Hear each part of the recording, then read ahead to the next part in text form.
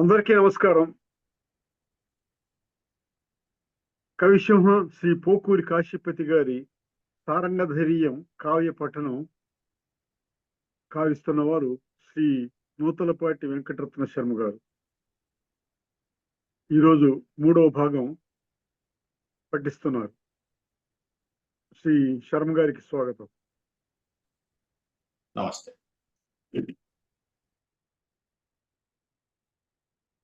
అచటి హరులవలే విహాయస సంతతి స్వామి మనము స్వారి సలిపి నన్ను మీరనెక్కుడనుచు సారంగమని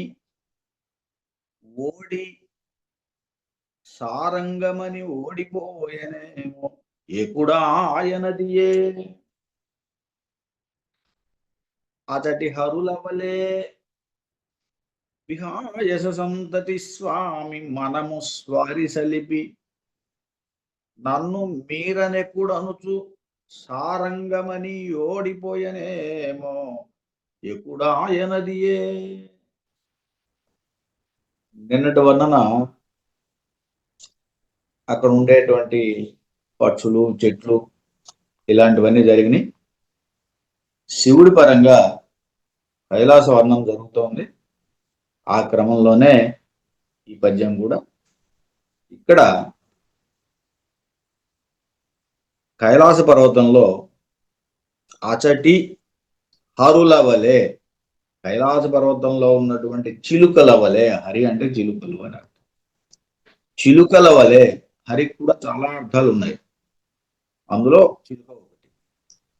అచటి హరుల వలె, చిలుకల వలె విహాయస సంతతి స్వామి. ఓ పక్షిరాజా అని. విహాయస సంతతి ఆకాశంలో సంచరిస్తాయి కాబట్టి వీటికి విహాయస సంతతి. వాటికి ప్రభువు కాబట్టి విహాయస సంతత స్వామి అని. ఎవరు? గరుత్మంతుడు. పక్షిరాజు విహాయస సంతత స్వామి, సంతతి స్వామి. ఓ పక్షిరాజా, మనము స్వారి సలిపి, మనము స్వారి సలపటం అంటే విహారం చేద్దామని. ఎలా?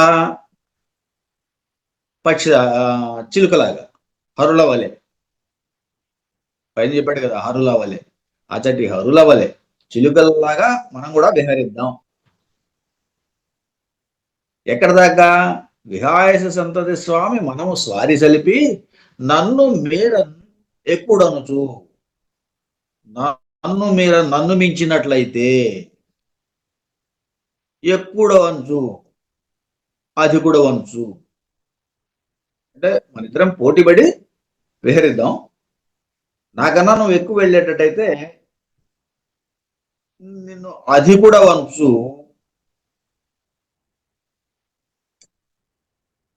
ఒప్పుకుంటానన్నట్టుగా.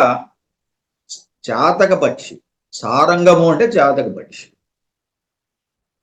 సారంగము అనే దానికి చాలా అర్థాలు చెప్పాము ఇందులో. ఇక్కడ సారంగము అంటే చాతక పక్షి అని పలికి ఓడిపోయిందేమో. సారంగం అని ఓడిపోయానేమో, ఎక్కుడాయనది. ఆ గరుడ పక్షే ఆధిక్యాన్ని పొందింది కాబట్టి రాజు అయింది అని. గరుడ పక్షి రాజు అవడానికి చాతక పక్షితో పోటీ పడింది. చాతక పక్షి గరుడ పక్షిని అందట ఏమని? ఇక్కడ తిరిగేటువంటి చిలకల్లాగా మనం కూడా విహరిద్దాం.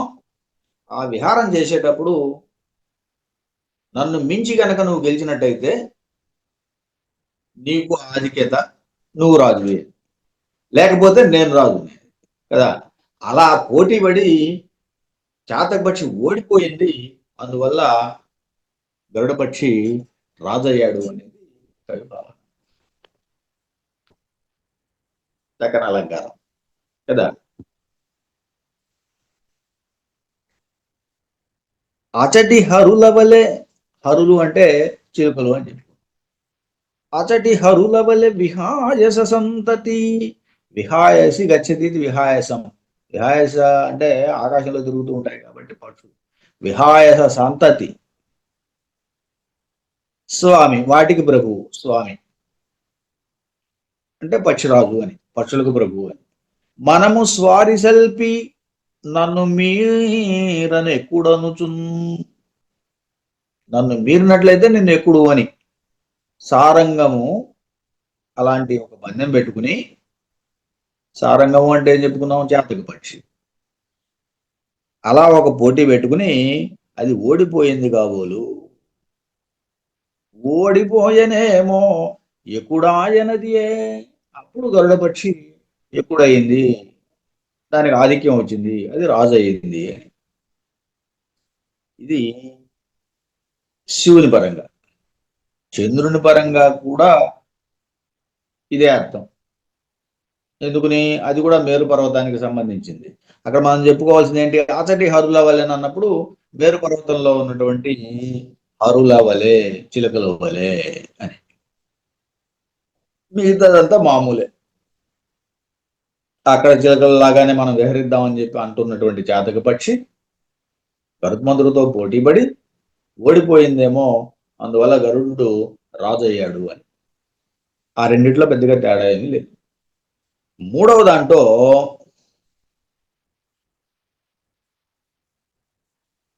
ఇక్కడ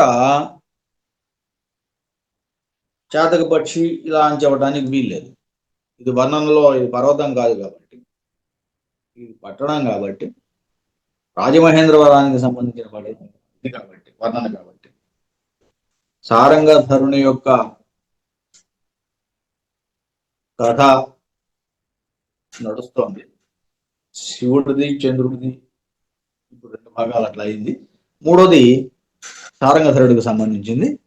అందులో అచటి హరులు అన్నప్పుడు, అచటి రాజమహేంద్రవరంలోని, హరులు అన్నప్పుడు ఇక్కడ గుర్రములు అని అర్థం. హరులు అంటే గుర్రాలు అని అర్థం. ఇందాక హరులు అంటే ఏం చెప్పుకున్నాం, చిలుకలు చెప్పుకున్నాం. ఇక్కడ హరులు అంటే గుర్రాలు. హరుల వలెం, గుర్రాలలాగా. విహాయస సంతతి స్వామి. విహాయస సంతతి స్వామి అంటే ఇక్కడ వాయుదేవుడు. ఇందాక మనం అక్కడ గరుత్మంతుడు అని చెప్పుకున్నాం, పక్షిరాజు అని. ఇక్కడ వాయుదేవుడు చెప్పుకుంటున్నాం, విహాయస సంతతి స్వామి. ఆయనతో పోటీ పడుతున్నారు ఇక్కడ. ఎవరు చూద్దాం. ఓ వాయుదేవుడా, మనమిరువురము స్వారి జలిపి, మనము స్వారి జలిపి, మనము స్వారి జలిపి, మనం ఇరువురం కూడా స్వారి పరిగెత్తి, స్వారి సలిపి, నన్ను నన్ను మించినట్లయితే, ఎక్కుడనుచున్ నన్ను అధిరోహించుడు అని చెప్పి సారంగం అని. సారంగము అంటే ఇక్కడ జింక, ఇక్కడ సారంగం అంటే జింక. ఇక్కడ పోటీ పడుతున్నవేవి,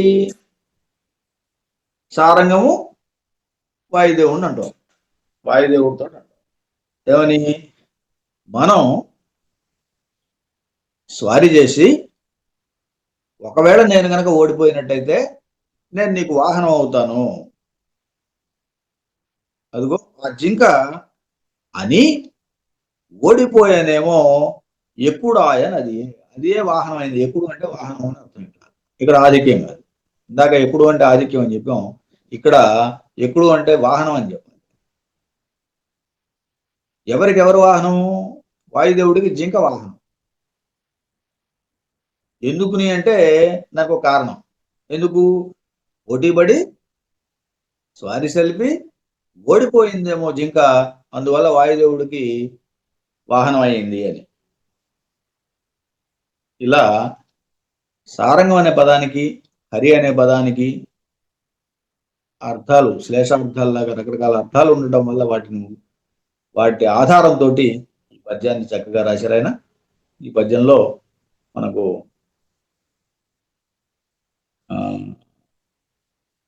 సారంగం అనే పదానికి సారంగశ్చాతకే భృంగే కురంగేది మతంగజ అని విశ్వంలో ఉంది అని చెప్పి ఒక ఉదాహరణ కూడా చెప్పారు. అందుకే సారంగము, చాతకము, కురంగము ఇవన్నీ సమానార్థకాలుగానే ఉన్నాయి. చాతక పక్షి, సారంగం అనే దానికి ఇన్ని అర్థాలు ఉన్నాయని. సారంగం అంటే జింకన్నం, అలాగే జాతకం అనే అర్థం ఉంది, అలాగే గురుంగము అని మతంగజము అని కూడా అర్థాలు ఉన్నాయట. సరే, మనకు అవసరమైనంత వరకు ఇక్కడ సారంగం అంటే జింక, అలాగే మొదట రెండిట్లోనేమో జాతక పక్షి. ఇలా ఇక్కడ హరులు దగ్గర కూడా హరులు అన్నప్పుడు మొదటి రెండు అర్థాల్లోనేమో చిరక అని చెప్పుకున్నాం, చివరి దాంట్లో గుర్రము అని చెప్పుకున్నాం. వెరసి కైలాస వర్ణన అలాగే మేరు పర్వత వర్ణనలో రెండిట్లో కూడా చిలుకగా చెప్పుకున్నాం. అక్కడ గరుత్మంతుడితోటి చాతక పక్షి పోటీ పడిందని చెప్పుకున్నాం. సరే, ఓడిపోయింది, అది వేరు.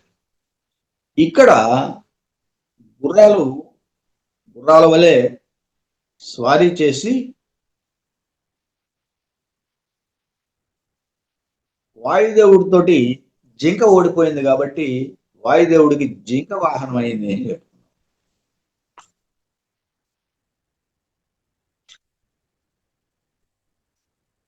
ఇక తర్వాత మరో పద్యం.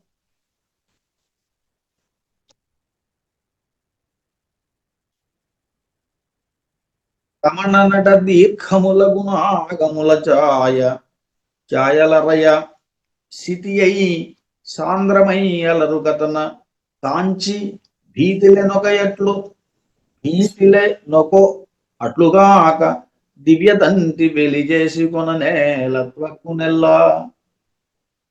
రమణ నట దీర్ఘములగున ఆగముల ఛాయలరయ సితి అయి సాంద్రమై అలరు కథన కాంచి భీతిలెనకో అట్లుగాక దివ్యదంతి వెలిజేసి కొననేల వక్కునెల్లా. ఇక్కడ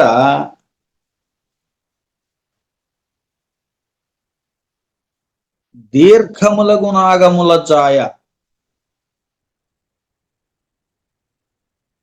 ఛాయలు అరయన్ సితియై సాంద్రమై అలరు కథనన్. అటన్ అక్కడ, ఇక్కడ కైలాసం, మనం శివపరంగా చెప్పుకుంటున్నప్పుడు కైలాసం, శివుని కథలో అటన్ కైలాసంలో రమణన్ మనోహరమైనటువంటి దీర్ఘములగు పొడవైనటువంటి ఆగముల నాగముల ఛాయల అరయ. నాగములు అంటే వృక్షాలు, నాగములు అంటే వృక్షాలు, చెట్ల నీడలు, నాగముల ఛాయలు. నాగముల ఛాయల అరయన్, ఏ చెట్లు ఇవి? పొన్న వృక్షాలు అని చెప్పారు. పొన్న వృక్షముల నీడలు. అరయన్ విచారింపగా సితియై, ఈ చెట్లు ఎలా ఉంటాయి, ఈ చెట్ల నీడలు ఎలా ఉన్నాయి, ఈ చెట్లు ఎలా ఉన్నాయో చూడండి.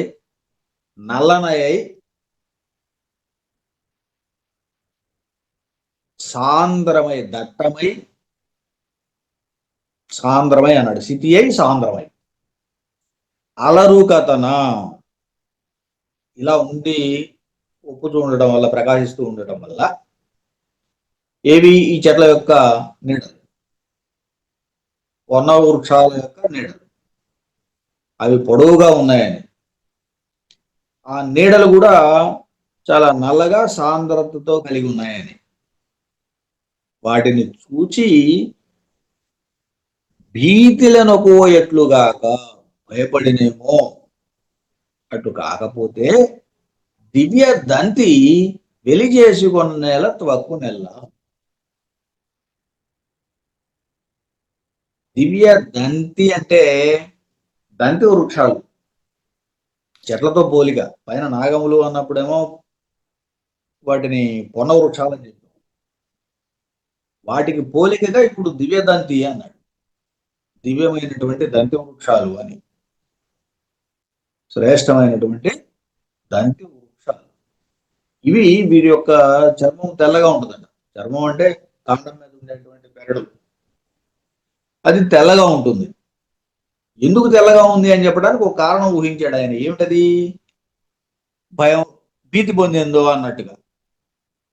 ఒకడో వృక్షాల యొక్క పొడుగును చూసో, ఆ దట్ట సాంద్రత చూసో, ఆ నలుపుదనం చూసో భయపడి ఈ దంటి వృక్షాలు తెల్లగా ఉన్నాయట. సాధారణంగా దంటి వృక్షాలు తెల్లగానే ఉంటాయి,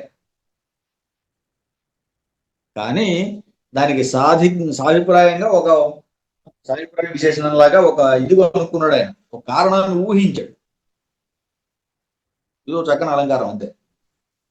ఆయన ఇట్లా ఊహించాడు. అది తెల్లగా ఉండడానికి కారణం భయం అని. దేనివల్ల భయం కలిగింది? పొడవైనటువంటి వన వృక్షాల యొక్క దట్టమైనటువంటి నీడల నుంచి భయం కలిగింది. దానివల్ల ఈ దంతి వృక్షాలు, తెల్లనైనటువంటి దంతి వృక్షాల యొక్క త్వక్కు పైన ఉండేటువంటి బెరడు అది తెల్లబడింది. వెలిజేసుకున్న నేల త్వక్కు. త్వక్కు అంటే శరీరము అని, ఇక్కడ చెట్ల యొక్క శరీరం అంటే పైన ఉండేటువంటి బెరడు. రమణ నట దీర్ఘముల గుణాగముల ఛాయ. రమణ అట కైలాసంలో దీర్ఘముల గుణాగముల ఛాయ, దీర్ఘములైనటువంటి పొడవైనటువంటి చెట్ల యొక్క నీడలు అరయగా సితి అయి సాంద్రమై. ఆ నీడలు ఇలా ఉన్నాయంట. సితి సాంద్రము రెండు. సితి అంటే నల్లగా ఉన్నాయి, నీడలు నల్లగానే ఉంటాయి. అలాగే సాంద్రము దట్టంగా కూడా ఉన్నాయి. అలరు కథన కాంచి భీతిలనకో, అది చూసి భయపడిందేమో అట్లు కాక దివ్యదంతి వెలిజేసుకొన నేల తక్కువ నేల. అది కాకపోయినట్టు దంతి వృక్షాలు తమ శరీరాన్ని తెల్లగా చేసుకోవడం ఎందుకు? కారణం వేరే కారణం ఏం లేదు. ఈ కారణం చేత అని కవి ఊహిస్తున్నాడు. కానీ నిజానికి దంతి వృక్షాలు తెల్లగానే ఉంటాయి. వాటి స్వభావ సిద్ధమైనటువంటి రంగు అదే, సహజ లక్షణం అది. దాన్ని ఇలా చమత్కారంగా కవి ఊహిస్తున్నాడు అంతే. అలాగే చంద్రుడికి సంబంధించినటువంటి వర్ణంలో కూడా, అది మేరు పర్వతంలో ఉన్నటువంటి వర్ణన. మేరు పర్వతంలో అటన ఆ మేరు పర్వతమునందు అని, అక్కడ కూడా ఇదంతా ఇంతే, ఏమీ మార్పు లేదు. ఆ పొనవృక్షాల పొడవు, వాటి యొక్క నీడలు, వాటి సాంద్రత దట్టం, అందువల్ల భయపడినటువంటి దివ్య దంతి వృక్షాలు తెల్లవాటినాయి అని చెప్పేసి అదే భావం, పెద్దగా తేడా ఏం లేదు. ఇక మూడవ దాంట్లో మాత్రం కొంచెం తేడా ఉంది, అది చూడండి. ఎందుకంటే సారంగధరుడికి సంబంధించింది రాజమహేంద్రి కాబట్టి అక్కడ కొంత తేడా ఉంటుంది ఖచ్చితంగా. అది పట్టణం కాబట్టి పట్టణంలో ఉన్నటువంటి వర్ణనకి ఇది సరిపోదు. కాబట్టి ఇక్కడ ఏదో కొత్తగా చెప్పాడు ఆయన దాంట్లో, అది చూద్దాం. సారంగధరుడికి సంబంధించింది రమణన్, మళ్ళీ ఇక్కడే పాట రాజమహేంద్రవరంలో మనోహరమైనటువంటి దీర్ఘములైనటువంటి నాగముల ఛాయల రచి. నాగము అంటే ఇక్కడ ఏనుగులు అని చెప్పాలి. ఇక్కడ నగచ్చతి నాగం అని కదా, ఈ నాగాల్లో అక్కడ చెట్ల దగ్గరకు వచ్చేసరికి అలా చెప్పాలి, ఏనుగుల దగ్గరకు వచ్చేసరికి నాగం అంటే ఏనుగనే చెప్పాలి. నాగముల ఛాయ, చెట్ల దగ్గర ఏమో కదలదు కాబట్టి నాగం అని చెప్పాం. ఇక్కడ నగం అంటే కదలదు అనే దానికి పర్వతానికి కూడా అర్థం ఉంది, చెట్ల కూడా అదే పదంతో అర్థం ఉంది. అదే పదంతో ఇప్పుడు ఏనుగు అని చెప్తున్నాం నాగములు అంటే. నాగముల ఛాయ, ఛాయల రసి అరయన్, అవి కూడా ఎలా ఉంటాయి, వాటి యొక్క రంగు కూడా ఎలా ఉంటుంది చూడండి. సితి, సాంద్రము, ఇవన్నీ మళ్ళీ మామూలు. సితి అయి నల్లగా ఉండటం, సాంద్రమై దట్టంగా ఉండటం, ఇలా ప్రకాశిస్తుంది. కాబట్టి అలరు కథన కాంచి భీతిలనకో ఎట్లుగాక, చూసి భయపడిందేమో అట్లా కాకపోయినట్టయితే దివ్య దంతి వెలిజేసుకొన నేల త్వక్కు నెల. దివ్య దంతి అంటే ఇక్కడ స్వర్గంలో ఉన్నటువంటి ఏనుగు. దంతి అంటే ఏనుగు అని అర్థం. దంతి, దివ్య దంతి. దివ్యము అంటే దైవ సంబంధమైనది, స్వర్గం. స్వర్గానికి సంబంధించిన ఏనుగు ఏమిటది? ఐరావతం. ఐరావతం తెల్లగానే ఉంటుంది. ఇంద్రుని యొక్క ఐరావతం తెల్లగానే ఉంటుంది కదా. కాబట్టి దివ్య దంతి వెలిగేసి కొన నేల తక్కువ నెల, అది తన శరీరాన్ని తెల్లగా ఉండేటట్టుగా చేసుకుంది. దానికి కారణం ఏమిటంటే ఇదిగో రాజమహేంద్రపురంలో ఉన్నటువంటి ఏనుగుల యొక్క నల్లదనాన్ని, లేకపోతే అక్కడ ఉండేటువంటి దట్టమైన ఇదిని చూసి భయపడి తన శరీరాన్ని తెల్లగా చేసుకుంది అన్నట్టుగా కవి మోహన్.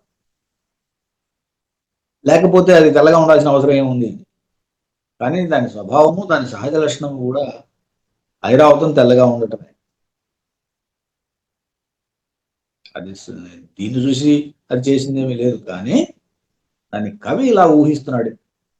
ఇది తెల్లగా ఉండటానికి కారణం వాటిని చూసి భయపడి. అలా దంతి అనేదానికి ఇక్కడ మనం రెండు అర్థాలు చెప్పుకున్నాం. దంతి వృక్షాలని చెప్పుకున్నాం, అలాగే దంతి అంటే ఏనుగులు అని అర్థం చెప్పుకున్నాం. అలాగే నాగములు అన్నప్పుడు కూడా రెండు అర్థాలు చెప్పుకున్నాం, పొన్న చెట్లు అలాగే ఏనుగులు. మిగతా అంతా మామూలుగానే ఉంటుంది. దివ్య దంతి అన్నప్పుడు దివ్యము అంటే ఒకసారి శ్రేష్టము అని అర్థం చెప్పాము. సారంగధరుడి దగ్గరికి వచ్చేసరికి స్వర్గము అని అవుతుంది. స్వర్గంలో ఉన్నటువంటి దంతి దివ్య దంతి, స్వర్గంలో ఉన్న దంతి అంటే ఐరావతం, ఇంద్రుని యొక్క వాహనం ఐరావతం. కాబట్టి అది తన శరీరాన్ని ఎందుకు తెల్ల చేసుకుంది? భయపడి. ఎవరికి భయపడి? రాజమహేంద్రలో ఉన్నటువంటి నాగముల యొక్క ఛాయలారయ శితి అయి సాంద్రమై ఉండటం వల్ల. ఇలా ఇది రాజమహేంద్రలో ఉన్నటువంటి ఏనుగుల గురించి చెప్పడం, అవి చాలా గొప్పగా ఉన్నాయని చెప్పడం అంటే. ఇక తర్వాత అందుపై తర్వాత పద్యంలోకి వచ్చాం. దాన్ని ఆ పద్యం అయిపోయింది. తర్వాత వచనం, అందుపై ఇంద్ర నిలయంబును క్రిందు చేయుచు భోగ విఖ్యాతి నుండి అతియుక్తంబైన మహోన్నత ధామ మండలంబుండు వెలసులుతుండే. ఇక్కడ ఇంద్ర నిలయంబును క్రిందు చేయుచు భోగ విఖ్యాతి నుండి అతియుక్తంబైన మహోన్నత ధామ మండలంబుండు వెలసిల్లుతుండే. పైన ఇంకొకటి ఏదో ఉన్నది, అది ఏమున్నది? మూడు పరాలుగాను మనం ఆలోచించాలి. శివుడు పరంగా ఏముంది? కైలాసం కన్నా పైన ఏమున్నది అంటే, ఇందులో కైలాస పర్వతం పైన ఇంద్ర నిలయమును క్రిందు చేయొచ్చు. ఇంద్ర నిలయము అంటే దేవేంద్రుని నిలయం. అదేమిటది? అమరావతి. దానిని మించి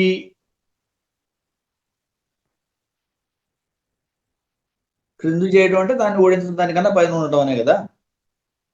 భోగ విఖ్యాతి నుండి చాలా ప్రసిద్ధమై, భోగము విఖ్యాతము, అతియుక్తమైన మిక్కిలి ఒప్పుతున్నటువంటి మహోన్నత ధామ మండలము ఒండు వెలసిల్లుతుండే. మహోన్నత ధామ మండలము, అత్యున్నతమైనటువంటి గృహ సముదాయం ఒకటి ఉన్నది, ఓ పట్టణం ఉంది అని చెప్పడం. ఇది ఎక్కడుంది ఈ పట్టణం అంటే? కైలాస పర్వతం పైన అమరావతిని మించినదై ఉన్నటువంటిది ఒక పట్టణం ఉంది. అమరావతిని మించినదై, ఎందుకంటే ఇంద్ర నిలయమును క్రిందు చేయొచ్చు అన్నాడు కాబట్టి. ఇంద్ర నిలయం అంటే అమరావతి, ఇంద్రుడు ఉండే చోటు, దేవతలు ఉండే చోటు. దాన్ని క్రిందు చేయటం అంటే దాన్ని మించిందయి ఇక్కడ ఒక పెద్ద పట్టణం ఉంది కైలాసం పైనే, కైలాస పర్వతం పైన. అందుపై ఇంద్ర నిలయంబును కిందు చేయొచ్చు భోగ విఖ్యాతి నుండి అతియుక్తంబైన మహోన్నత ధామము. చాలా మిక్కిలి యోగ్యమైనటువంటి ఒప్పుతున్నటువంటి ఒక గొప్ప మండలం, మహోన్నత ధామ మండలము, ఇళ్ల సముదాయం పైన ఒక పట్టణం ఉంది. ఇది కైలాసం పైన. మరి చంద్రుడి గురించి చెప్పినప్పుడు ఏం చెప్పాలి? అందుపైన ఆ మేరు పర్వతం పైన, చంద్రుడికి సంబంధించిన కదంతా మేరు పర్వతంతో చెప్తున్నాం కాబట్టి, అక్కడ మేరు పర్వతం పైన ఇంద్ర నిలయంబును క్రిందు చేయుచు, స్వర్గలోకాన్ని మించిందై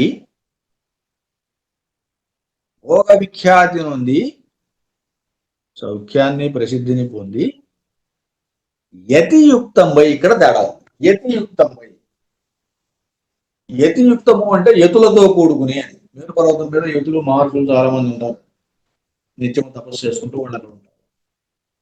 అందువల్ల యతియుక్తంపై, యతులతో కూడి అని. యతులు అంటే మహర్షులు, ఋషి సమేతమై అని. మహోన్నత ధామ మండలం నుండు వెలసిల్లుతుంది అని. అక్కడ కూడా ఒక బ్రహ్మాండమైనటువంటి మండలం ఉన్నది. అది యతులతో కలిసి ఉన్నది కాబట్టి ఆ మండలాన్ని సప్తర్షి మండలం అన్నాడు. పైనేమో పట్టణం అని చెప్పాం కైలాసంలో. చంద్రుడి దగ్గరికి వచ్చేసరికి ఈ చంద్ర కథలో మేరు పర్వతం పైన సప్తర్షి మండలం నుండి మహోన్నత ధామ మండలం ఉండు, అత్యున్నత ప్రభావము గల సప్తర్షి మండలం ఒకటి వెలసిల్లుతూ ఉన్నది. సప్తర్షి మండలం, సప్తర్షులు గురించి కూడా మనకు కొంత అవగాహన ఉండాలి కదా. 7 మహర్షులు, వాళ్ళ గురించి కూడా ఉంది ఇక్కడ. సప్తర్షి మండలం ఉంది అని దానికి సంబంధించి నియమం చంద్రుడి పరంగా. ఇక మరి సారంగధరుడి పరంగా, సారంగధరుడి పరంగా ఏమిటంటే, ఆ రాజమహేంద్రము పైకి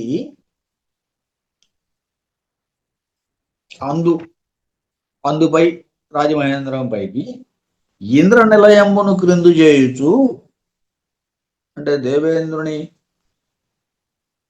భవనాలని మించిందై అంత భోగ విఖ్యాతిని పొంది, భోగము ఖ్యాతి సౌఖ్యం ప్రసిద్ధి పొంది అతియుక్తంపై మిక్కిలు ఒప్పినటువంటి మహోన్నత ధామ మండలము, నివాసాలు ఉండేటువంటి, గృహ సముదాయాలు ఉండేటువంటి, అంటే ఇళ్ళు, సౌధాలు, పెద్ద పెద్ద భవనాలు, గృహ సముదాయం, ధామ మండలం, మహోన్నత ధామ మండలం, చాలా ఎత్తైనటువంటి గృహ సముదాయాలు, వాటితోటి సౌధాలతోటి వెలసిల్లుచున్నది రాజమహేంద్రి అని. ఆ రాజమహేంద్రం ఇంద్ర నిలయమును క్రింద చేయొచ్చు అన్నాడు.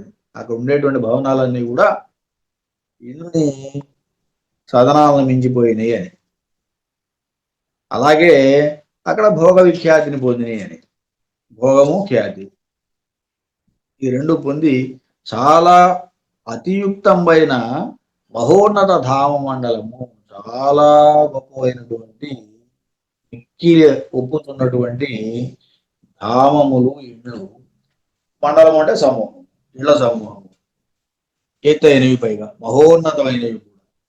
ఇలాంటివి ఇక్కడ రాజమహేంద్రవరంలో ప్రకాశిస్తూ ఉన్నాయి అని చెప్తారు.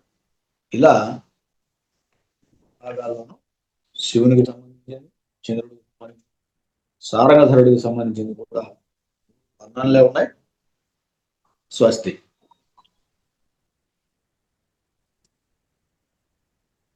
కవిసింహ శతావధాని చిత్రకవి శ్రీ పోకూరి కాశీపతి గారి సారంగధరియ కావ్యాన్ని కావ్యపఠనం గావించిన వారు శ్రీ నూతలపాటి వెంకటరత్న శర్మ గారు. శ్రీ శర్మ గారికి ధన్యవాదాలు.